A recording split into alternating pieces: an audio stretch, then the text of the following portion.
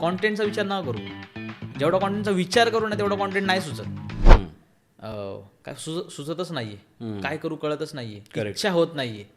Content लिहून ठेवलेत. आता आम्ही लिहून ठेवतो आमच्या प्रत्येकाच्या नोटमध्ये रोज कॉन्टेंट लिहिलेला असतो. मी आता मला सांगितलं रस्त्यावरून चाललोय तर मला एक काहीतरी नोटीस झालं, लगेच लिहून काढलं, घरी जाऊन त्याचा विचार करणार, कॉन्टेंट लिहिणार.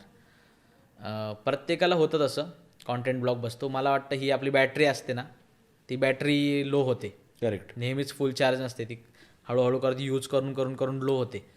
पण इकडे काय असतं, ही बॅटरी चार्ज करण्याचा प्रत्येकाचा एक वेगळा काय म्हणतात, प्रत्येकाचं चार्जर वेगळे, बरोबर, पद्धत वेगळी. आता माझं मी सांगतो, मला गाडी चालवली आणि पब्लिक सोबत बोललो ना की सुचतं.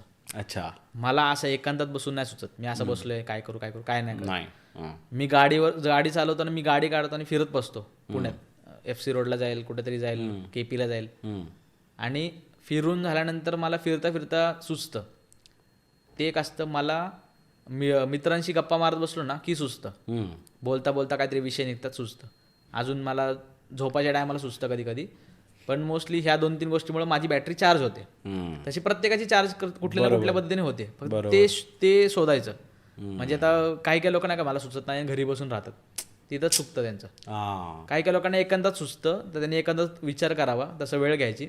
पण माझं तरी म्हणणं आहे की तुम्ही ना लोकांना भेटत राहा, बाहेर पडा. म्हणजे तुमचे जे मित्र असतील ना, तिथं तुम्ही जेव्हा तुम्हाला असं काही लो वाटेल ना, एकटा नका बसू. एकटं बसलं की ते अजून विचार करतो आणि ते अजूनच लो होतात. बरोबर. आणि कॉन्टेंटचा विचार न करू.